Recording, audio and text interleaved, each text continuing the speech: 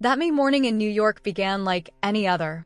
The sun filtered through the blinds of our apartment in Greenwich Village, and the aroma of freshly brewed coffee filled the kitchen. Alexander Gates, my husband of 5 years, had already left for work at his consulting firm on Fifth Avenue.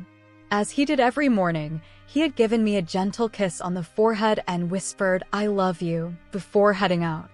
I settled in with my breakfast and my habit of reviewing my finances, a routine I'd adopted ever since I began working as a freelance graphic designer. The comforting warmth of my coffee seeped through my hands as I opened my bank's app on my phone. That's when I noticed it, a string of charges on my Platinum credit card that I didn't recognize. At first, I assumed it must be a mistake. Perhaps someone had cloned my card. But the more I examined the charges, the more bewildered I became. They were all from a high-end travel agency I was well acquainted with, Exclusive Escapes, located on Madison Avenue.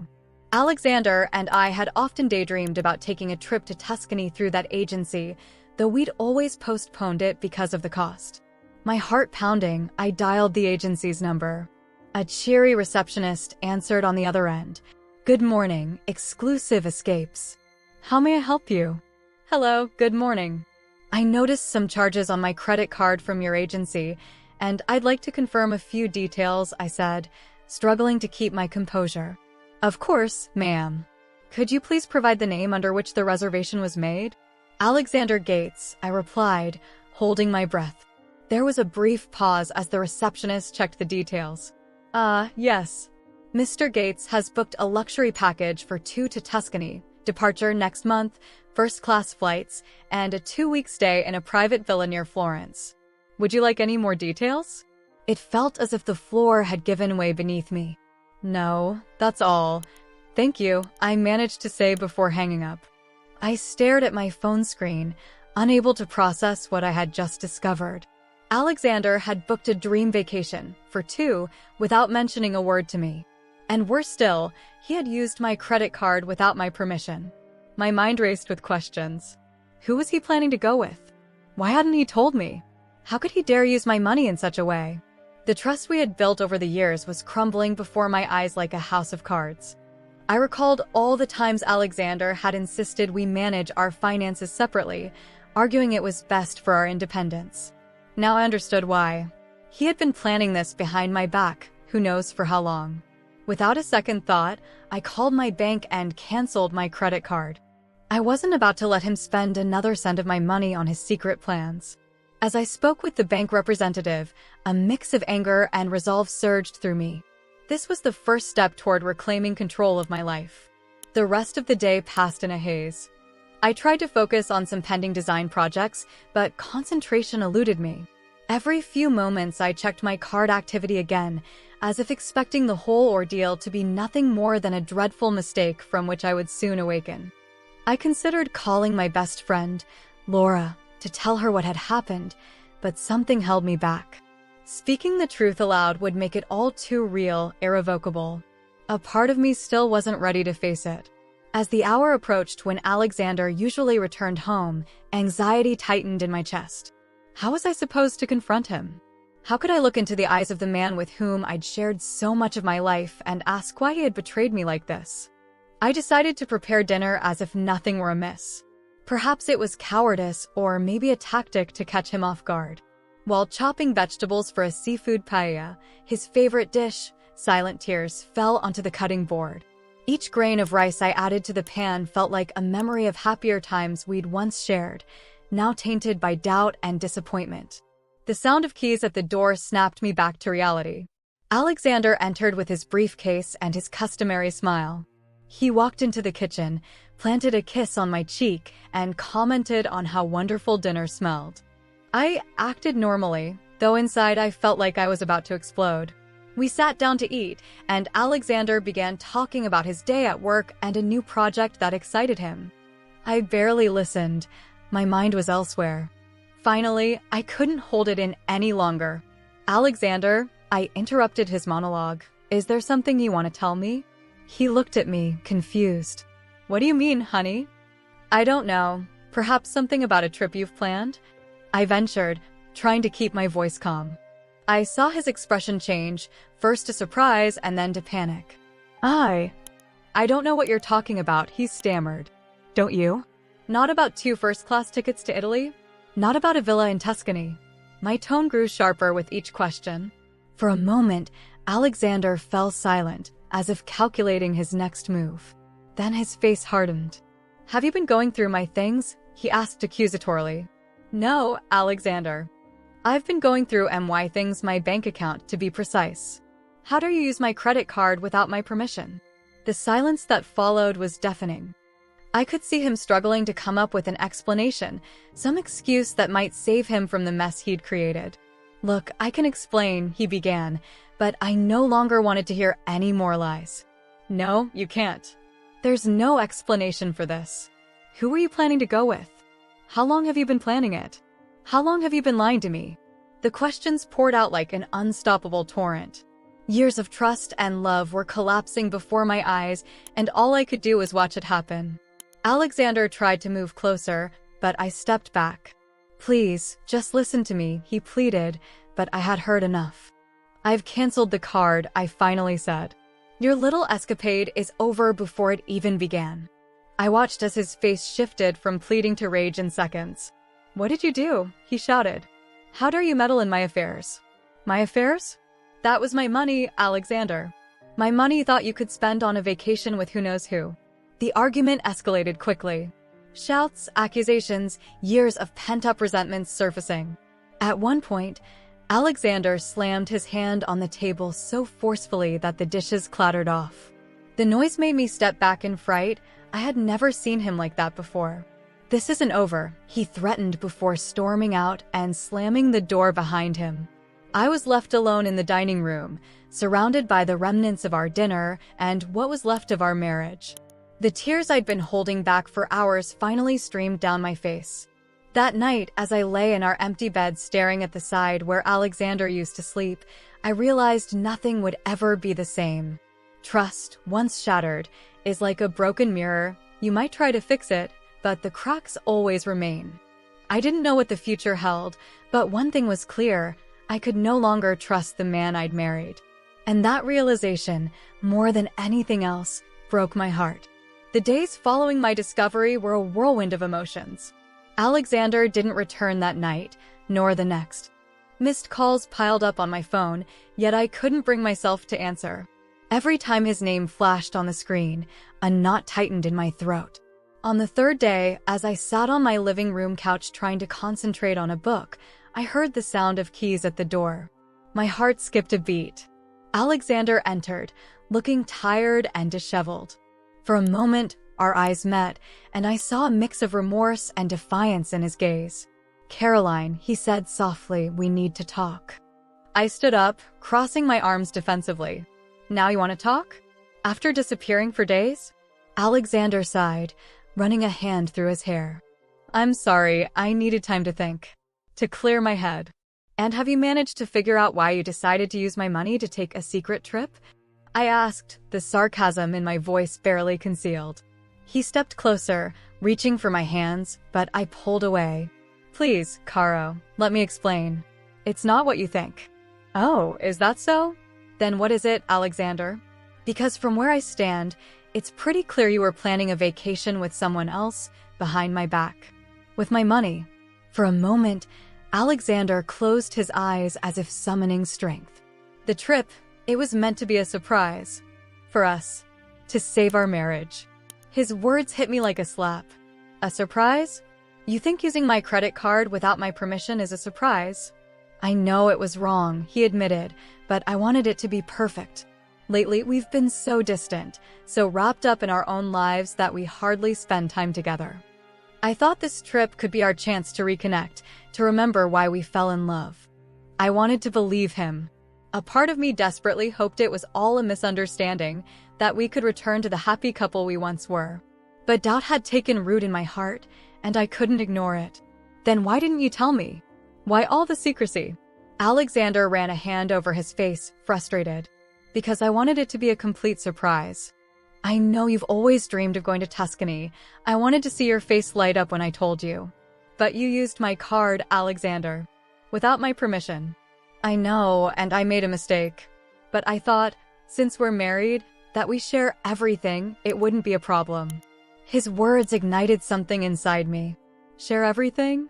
Really?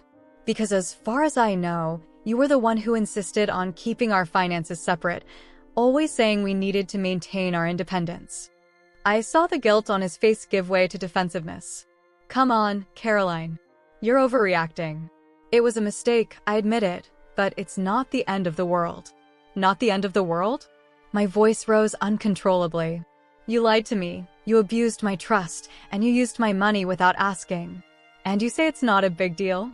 Alexander stepped closer, his expression hardening. Lower your voice, our neighbors will hear you. I don't care if they do. Let the whole building know what kind of man you are. Before I could react, Alexander closed the distance between us and grabbed my arms tightly. I said be quiet, he shouted as he shook me. Fear paralyzed me for a moment. This wasn't the man I had married, the sweet, caring man who used to bring me flowers every Friday. This was a stranger, someone capable of hurting me. Let go of me, I pleaded, my voice trembling. You're hurting me. As if suddenly realizing what he was doing, Alexander released me and stepped back. Horror flickered across his face. Caro, I'm sorry. I don't know what came over me. I rubbed my arms where he had grabbed me, already dreading the bruises I'd wake up to the next day. I think you should leave, I whispered. Please, Caroline. We can fix this. Just let me, I said leave. I screamed, tears streaming down my cheeks. Alexander looked at me for a long moment, as if he wanted to say something more. Finally, he nodded and made his way to the door. Before leaving, he turned back one last time. I'm truly sorry, Caro. I love you. The door closed behind him, and I collapsed onto the floor, sobbing. How had we come to this? How could the man who claimed to love me hurt me so deeply? The following days were a living nightmare. Alexander kept trying to contact me, alternating between desperate apologies and accusations that I was overreacting, that I didn't appreciate everything he did for me. Every message, every missed call was like salt in a wound. I tried to carry on with my routine, working on my design projects, but concentration was impossible. Every time I closed my eyes, I saw Alexander's face twisted in anger, felt his hands gripping my arms. One afternoon, while sitting on the terrace of a cafe trying to distract myself, I noticed a young couple at the next table. They gazed at each other adoringly, hands intertwined on the table. I wondered if Alexander and I had ever seemed like that, so in love, so oblivious to the world around us. And if we had, when had we lost that spark? That moment, I made a decision. I couldn't continue living in fear, doubting every word, every gesture. I needed space, time to think and to heal. That night, when I returned to my apartment, I began to pack a bag. I wasn't exactly sure where I'd go, but I knew I couldn't stay there any longer. Every corner of the house reminded me of Alexander, of the life we'd built together, of promises that now felt so empty. As I folded my clothes into a suitcase, my eyes fell on a photo on our bedside table. It was of Alexander and me on our honeymoon in Charleston, smiling in front of a historic square. We looked so happy, so full of hope for the future. How had we come to this point? The sound of the door opening startled me. Alexander entered the room and froze when he saw me packing. What are you doing?" he asked, though the answer was obvious. "I'm leaving, Alexander," I replied without looking up, continuing to pack. "You can't leave. This is your home, our home." I turned to face him. "This isn't my home anymore. A home is a place where you feel safe, respected, and loved. And I no longer feel any of that here." I saw panic flash across his face as he stepped closer, trying to take my hand. "Please, Caroline. We can work this out.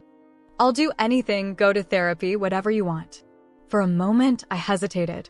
A part of me wanted to believe him, to think we could overcome this. But then I remembered the fear in his eyes, the force in his grip. "I'm sorry, Alexander, but I need time. Space to think." "Think about what? Abandoning me? Throwing away years of marriage over one mistake?" His tone grew increasingly aggressive, and I instinctively took another step back. "It wasn't just a mistake, Alexander. It was betrayal. And then you hurt me. It was an accident." I was frustrated. I didn't know what I was doing. That doesn't excuse it, I said firmly, zipping up my suitcase. I'm leaving. Please, don't try to stop me. Alexander stepped in front of the door. You can't do this. You can't just leave. Step aside, Alexander, I ordered, trying to keep my voice steady even as my heart pounded. Not until you listen to me. Until you understand that everything I did was for us, for our marriage. For us. I repeated incredulously. Lying to me is for us? Using my money without asking is for us? Hurting me is for us. I saw the anger rising in him again. Stop saying I hurt you. You're overreacting, as always. Before I could respond, Alexander grabbed my shoulders and shoved me against the wall. The impact took my breath away. You're not going anywhere, he shouted, his face inches from mine. Fear paralyzed me for a moment, but then a surge of adrenaline overtook me. With all my strength, I pushed him away and bolted for the door. It's over, Alexander. I screamed as I ran out of the apartment. Don't ever come near me again. I raced down the stairs, dragging my suitcase behind me, my heart thundering in my ears. I could hear Alexander calling after me, but I didn't stop. Once I was out on the street, I wandered aimlessly, tears blurring my vision. I didn't know where to go, only that I couldn't go back.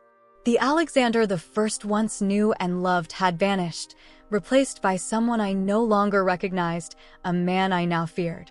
As I wandered the streets of New York, suitcase in tow, I realized this marked the end of a chapter in my life. I didn't know what the future held, but I knew I had to be strong to find a way to move on and rebuild my life without Alexander. Night had fallen over the city, and I kept walking, lost in thought, wondering how I had reached this point and, more importantly, how I would ever escape it. The city streets felt different that night, colder, more hostile. Or perhaps it was I who had changed. I wandered for hours along sidewalks that once felt familiar but now seemed like parts of a strange, alien world. The usual hustle of Times Square, the laughter spilling out of trendy bars in the East Village, it all felt distant, as if I were merely an observer of a life that no longer belonged to me. When exhaustion finally set in, I realized I had no plan. I couldn't go to my parents' home in Boston. I didn't want to worry them, and the thought of explaining what had happened was unbearable.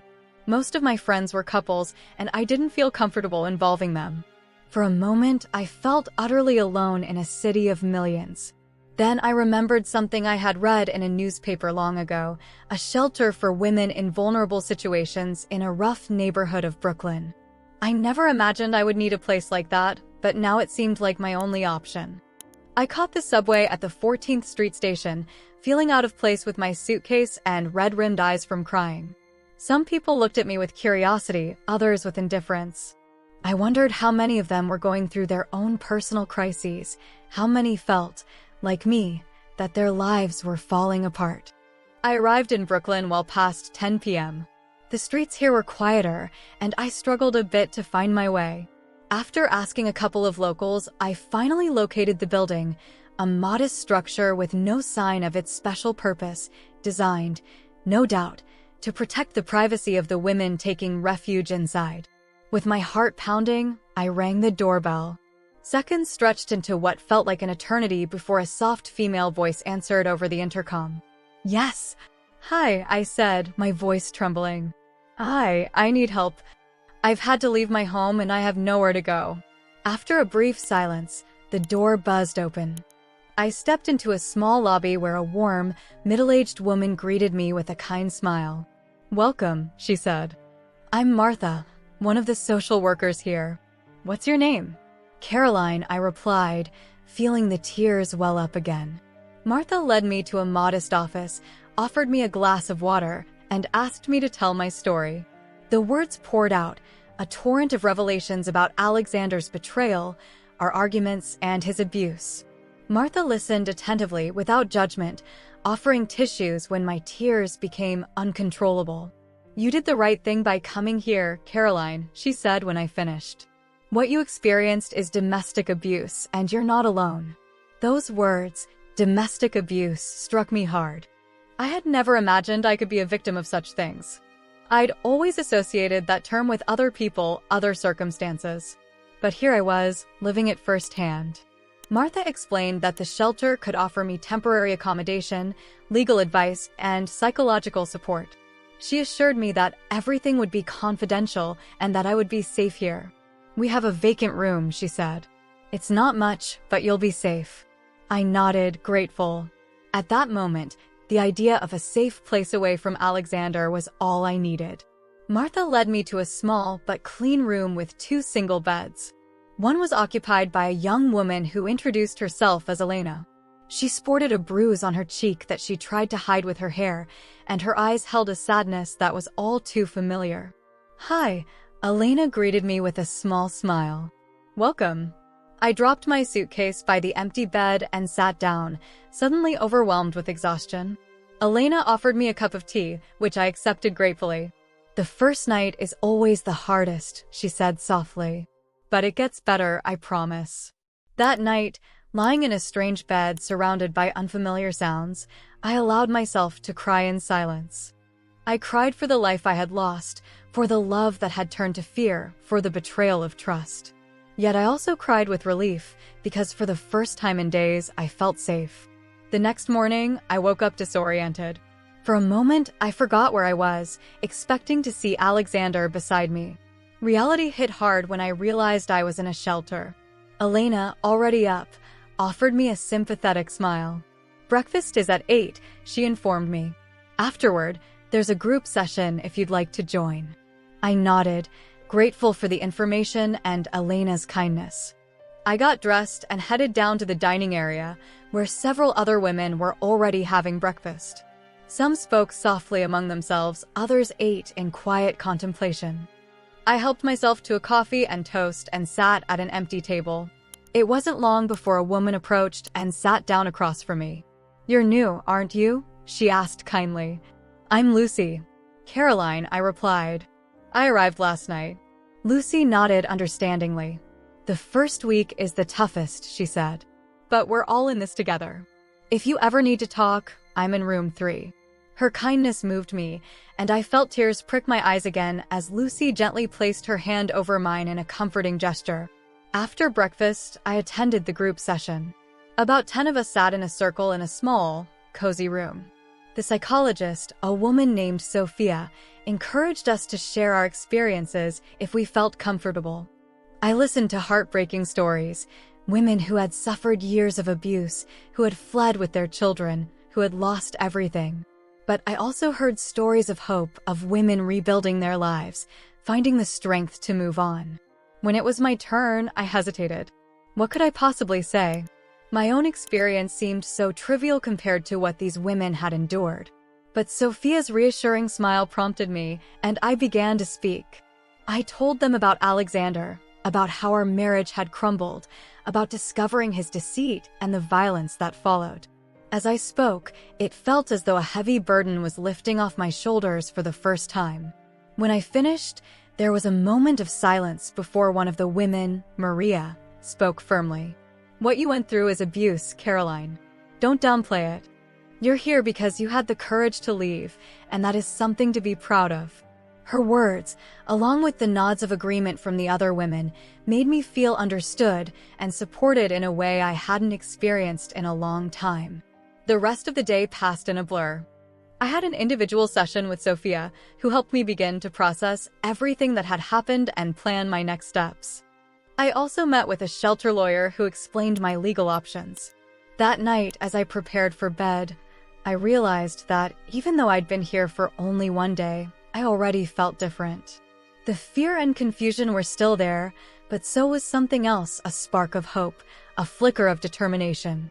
Elena, brushing her hair in the small mirror of our room, looked at me. "How do you feel?" I thought for a moment before answering. "Scared," I admitted. "But also, I don't know, maybe stronger." Elena smiled.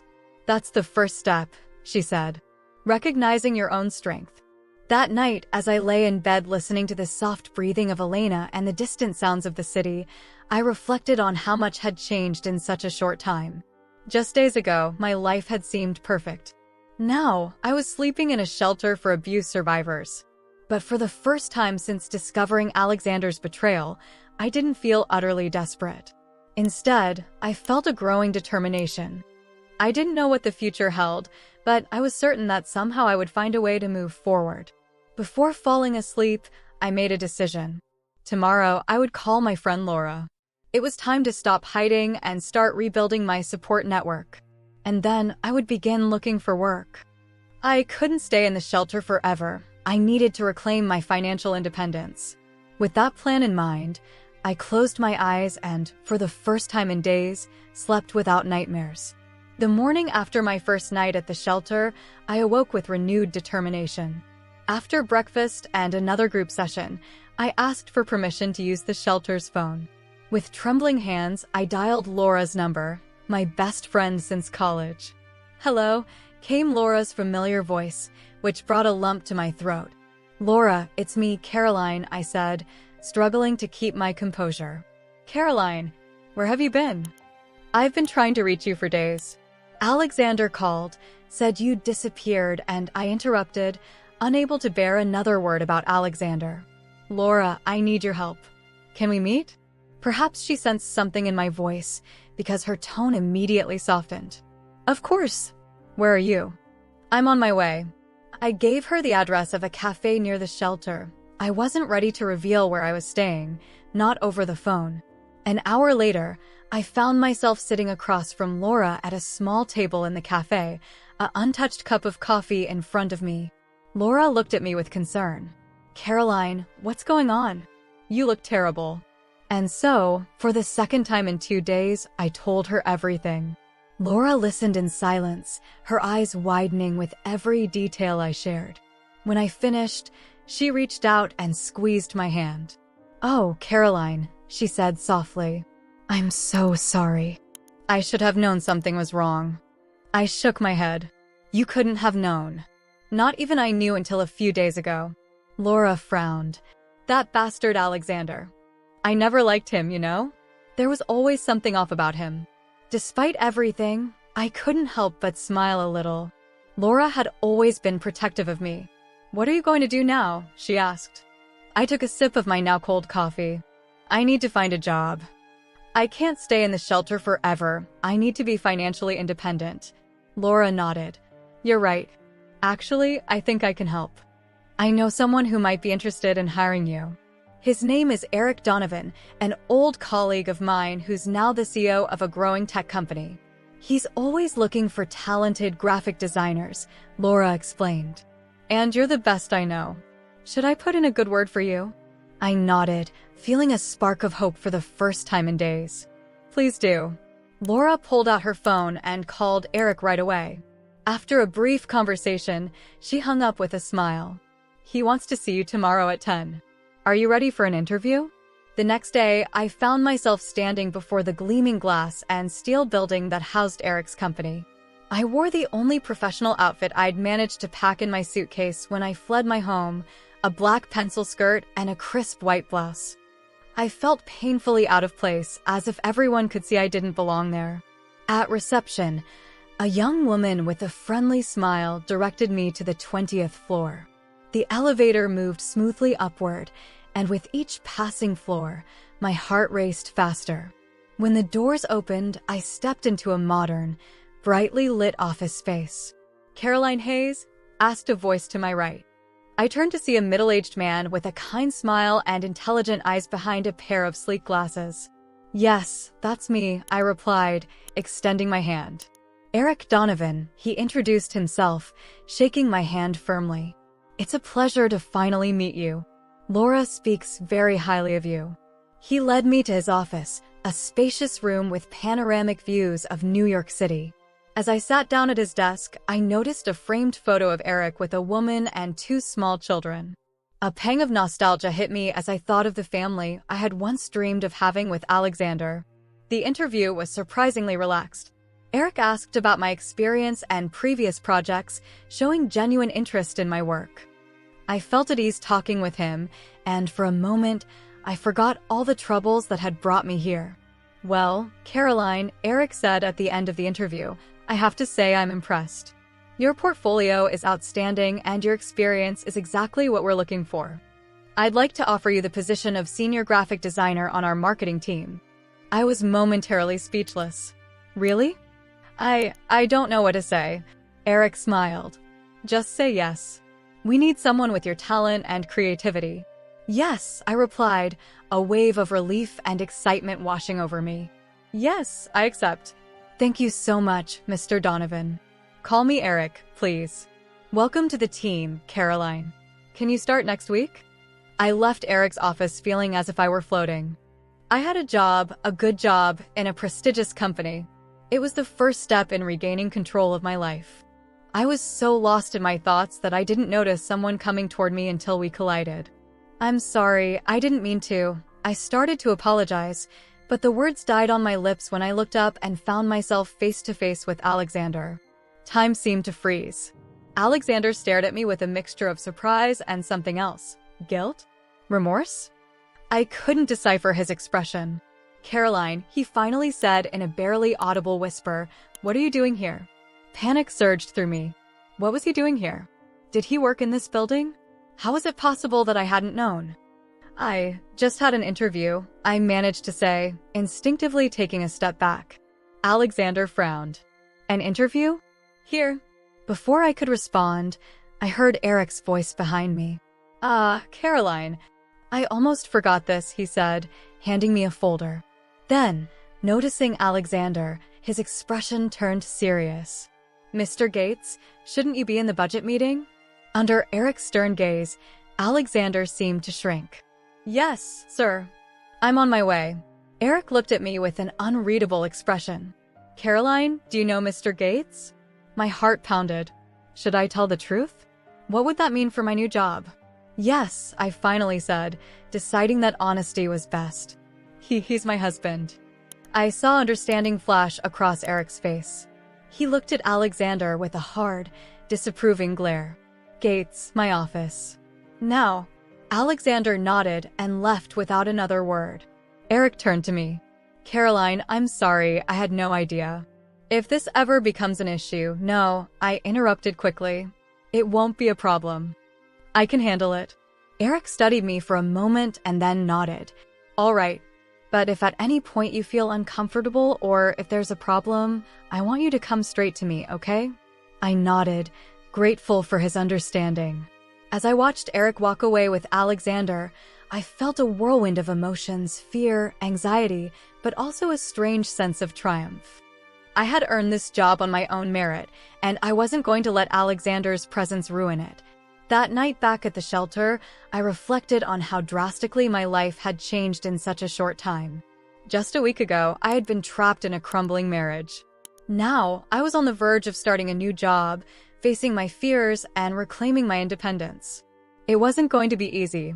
Working in the same building as Alexander would be a constant challenge. But I was determined to overcome it. This was my chance to prove to myself and to everyone that I was stronger than I ever imagined. As I prepared for bed, I thought about what lay ahead. Tomorrow I would need to find a new place to live. I'd have to confront Alexander at work. I'd have to learn to trust again, both myself and others. But for the first time in a long while, I felt ready to face those challenges. I was no longer the frightened woman who had fled her home days before. I was a survivor, a fighter, and I was ready for whatever came next. My first day on the job arrived faster than I expected. After spending the weekend searching for a small apartment I could afford on my new salary, I found myself on Monday morning standing before the impressive glass and steel building, my stomach churning with a mix of excitement and anxiety. I stepped into the lobby where a smiling receptionist handed me my new access card. While waiting for the elevator, I couldn't help but glance around nervously, half expecting to see Alexander at any moment. The elevator arrived, and I rode it up to the 20th floor, where Eric had told me my new desk awaited. As the elevator doors opened, I was greeted by a warm, middle-aged woman. "You must be Caroline," she said, extending her hand. "I'm Mercedes, Eric's assistant. He asked me to welcome you and show you your workspace." Mercedes guided me through the open-plan office, introducing me to some of my new colleagues along the way. Finally, we reached a desk by a large window overlooking the city. "This will be your space," Mercedes said. "Eric thought you'd appreciate the view to inspire your designs." I smiled, grateful for the gesture. "It's perfect, thank you." Mercedes explained the basic office procedures and handed me a welcome packet. "If you need anything, don't hesitate to ask," she said before leaving me to settle in. I spent the next hour acquainting myself with my new workspace and reviewing the projects I'd be working on. I was so absorbed in my task that I almost didn't notice the sudden hush that fell over the office. Looking up, my heart skipped a beat. Alexander had just entered the room. Our eyes met briefly, and I saw a swirl of emotions on his face: surprise, guilt, and something I couldn't quite place. I quickly averted my gaze, pretending to be engrossed in my papers, though I could feel his eyes on me. "Caroline," his voice came closer than I expected. I looked up to see him standing by my desk. "Can we talk for a moment? In private?" I sensed everyone's eyes on us. Not wanting to create a scene on my first day, I nodded and followed him to a small, vacant meeting room. Once inside, Alexander closed the door and turned toward me. "What are you doing here, Caro?" he asked, his voice a mix of frustration and confusion. "I work here now, Alexander," I replied, striving to keep my tone steady. "And I'd appreciate it if you called me Caroline." He ran a hand through his hair, a gesture he used to make when stressed. "Why here? Of all the places in New York, why did you have to choose to work in this building?" I felt anger rising within me. "I had no idea you worked here when I accepted the job. And even if I had, what right do you have to question me? You lost that right the moment you decided to deceive me and then hurt me." Alexander's face paled at my words. "Caro. Caroline, I'm sorry. You don't know how sorry I am. I've been trying to reach you. I wanted to explain." "There's nothing to explain," I interrupted. "What you did is inexcusable. And now, if you'll excuse me, I have work to do." I turned to leave, but Alexander grabbed my arm. "Please, just listen to me. I know I made a terrible mistake, but I love you. We can fix this." At that moment, the door swung open and Eric stepped in. His gaze shifted from me to Alexander, then to the hand still on my arm. His expression hardened. "Is there a problem here?" Eric asked, his tone firm. Alexander immediately released my arm. "No, sir. We were just talking." Eric looked at me. "Caroline, are you all right?" I took a deep breath. "Yes, I'm fine. Thank you, Eric." "Good," Eric said. "Mr. Gates, my office." Now, Alexander left the room after one last pleading look in my direction. Eric turned back to me. "Caroline, I'm really sorry about this. If he gives you any trouble, it's all right," I interjected. "I can handle it. I just need a moment." Eric nodded. "Take all the time you need. And remember, my door is always open if you need to talk." After Eric left, I stayed in the meeting room for a few minutes, trying to steady my breathing and calm my racing heart. I couldn't believe Alexander had the audacity to act as if he were the victim, as if he deserved an explanation. When I returned to my desk, I noticed several colleagues watching me with curious expressions. Clearly, the drama hadn't gone unnoticed. I tried to ignore their stares and threw myself into my work, determined not to let the incident affect my performance. At lunchtime, one of my coworkers, Sarah, approached my desk. "Hey, Caroline, want to join us for lunch?" she asked with a friendly smile. For a moment, I considered declining. A part of me wanted to hide and avoid the inevitable questions. But I realized isolating myself wouldn't do any good. I needed to build relationships in my new job. "Sure, I'd love to," I replied, returning her smile. During lunch, my new colleagues were kind and welcoming. We chatted about the projects we were working on, the best places to eat near the office, and the latest exhibit at the Museum of Modern Art. No one mentioned the incident with Alexander, and I was grateful for that. When we returned to the office, I felt more relaxed and positive. Yes, working in the same place as Alexander would be a constant challenge, but I wasn't going to let it stop me from doing my job and building a new life for myself. The rest of the week passed without major incident. Alexander seemed to be avoiding me, which suited me just fine. I focused on my projects, determined to impress Eric and my new colleagues with my work.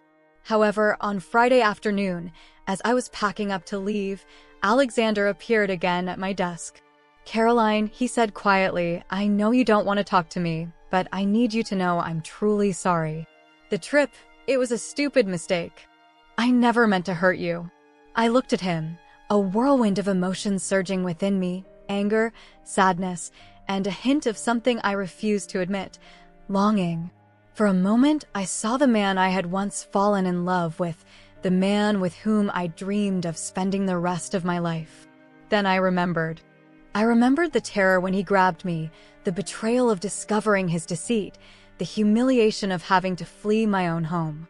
"Alexander," I said firmly, my voice steady despite the lump in my throat, "I appreciate your apology, but it changes nothing. What you did, it wasn't just about the trip. It was the lies, the betrayal, and then the violence. I can't just forget it." I saw pain in his eyes, but I held my ground. "Please, respect my space. We're here to work and nothing more." Alexander slowly nodded. "I understand. I'm sorry, truly." I watched him walk away, his shoulders slumped, and felt a sting of sorrow. But I also felt something else, pride. Pride in having stood my ground, in refusing to succumb to the temptation of forgiving and forgetting. That evening, as I walked to my new apartment, I reflected on the week. It had been hard, yes, but also revealing. I had faced my fears, defended my boundaries, and begun to build a new life for myself. I knew the road ahead wouldn't be easy. Working alongside Alexander would be a constant test. But I also knew I was stronger than I'd ever imagined. I had survived the worst, and I was moving forward. When I opened the door to my small apartment, a wave of determination washed over me. This was my fresh start, my opportunity to redefine myself. And I was ready to seize it. Weeks passed, and slowly I began to find my footing at the company. My designs were well received, and Eric's praise during team meetings boosted my confidence. Still, the tension with Alexander was palpable. Though we'd reached a silent truce, avoiding each other as much as possible, his presence was a constant reminder of everything I had left behind. One Friday morning, Eric called me into his office. I entered with apprehension, wondering if there was an issue with my work. "Caroline, please have a seat," Eric said, his expression serious, but not hostile. "There's something important I need to discuss with you." I sat down, my heart pounding. "Is something wrong, Eric?" He removed his glasses and rubbed the bridge of his nose before speaking. "Caroline, over the past few weeks I've been reviewing some financial reports and have discovered some irregularities." I frowned, not understanding what this had to do with me. "I don't understand. What kind of irregularities?" Eric sighed. "Embezzlement, Caroline. Someone has been siphoning money from the company for personal expenses. And I'm afraid all evidence points to one person, Alexander." It was as if a bucket of ice water had been dumped over me. "Alexander? But how?" "Apparently, he's been abusing his position to authorize fictitious expenses and divert funds into personal accounts.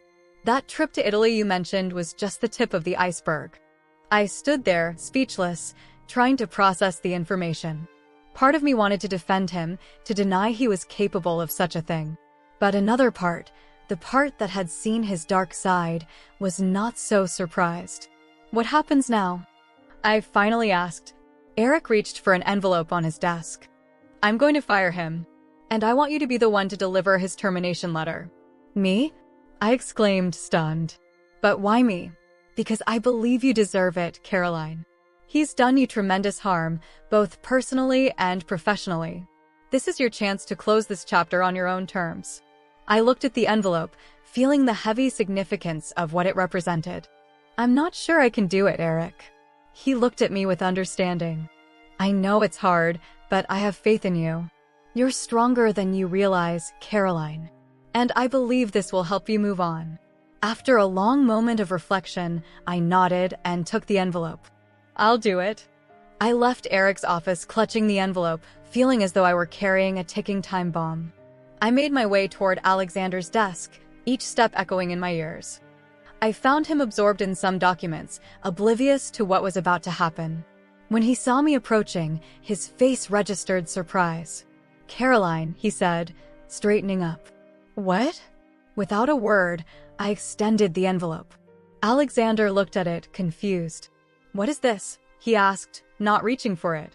"Your termination letter," I replied, my voice steadier than I felt. I watched the color drain from his face. "What?" I don't understand." "I think you do, Alexander," I said quietly but firmly. "Eric discovered your extra expenses. The trip to Italy was just the beginning, wasn't it?" Alexander's eyes darted around like a cornered animal. "Caroline, I can explain. It's not what it seems. Isn't it?" I snapped, feeling the anger I'd been suppressing for weeks welling up. "So you haven't been stealing from the company? You haven't been lying and deceiving everyone?" "I did it for us," he pleaded desperately. "I wanted to give you the life you deserved." It felt like a slap. "For us? Don't insult me, Alexander. You did it for you. It's always been about you." I saw desperation in his eyes turn to rage. He stepped forward, as if to grab me again. "You have no right to judge me. You don't understand anything." I instinctively stepped back, but I remained steadfast. "I understand enough. I understand that you're a liar and a thief, and that our relationship was built on falsehoods from the start." Alexander raised his hand as if to grab me, then hesitated at the last moment. "You can't do this. You can't take away my job." "I'm not taking anything from you, Alexander. You took it upon yourself with your actions." At that moment, I noticed several colleagues gathering nearby, drawn by the commotion. Among them was Eric, who stepped forward. "Gates, gather your things and leave," he ordered firmly. "Security will escort you out of the building." Alexander glanced around desperately, as if searching for support, but all he found were disapproving and disappointed stares. Finally, with his shoulders slumped, he began to collect his belongings. As I watched him, a flood of emotions surged within me, sadness for what might have been, anger at his lies, but above all, a profound relief. This was the end, the true end of our story. Before leaving, Alexander turned to me one last time. "I'm sorry, Caroline. Truly, I never meant for things to end like this." I met his gaze, those eyes I once thought I knew so well. "I'm sorry too, Alexander. I'm sorry you weren't the man I believed you to be." And with that, he left. I watched him walk away, escorted by a security guard, and felt as if an enormous weight had been lifted from my shoulders. Eric approached me and placed a comforting hand on my shoulder. "Are you all right?" he asked gently. I nodded, surprised to realize it was true. "Yes, I'm fine. Better than fine, actually." That night, as I walked to my apartment, I reflected on everything that had happened. A few months ago, my life had been in ruins. I had lost my marriage, my home, my sense of security. But now, looking back, I realized those losses had led me to something far more valuable: my independence, my strength, my true self. I stepped into my small apartment and, for the first time since moving in, truly felt it was my home. This was my space, my new beginning, and I was ready to see what the future held. Before bed that night, I did something I'd been putting off for weeks. I took my wedding ring out of the drawer where I'd kept it and looked at it one last time. Then, without hesitation, I placed it in an envelope and sealed it. Tomorrow, I would send it back to Alexander. I no longer needed it. I went to sleep with a smile on my lips, feeling lighter than I had in years.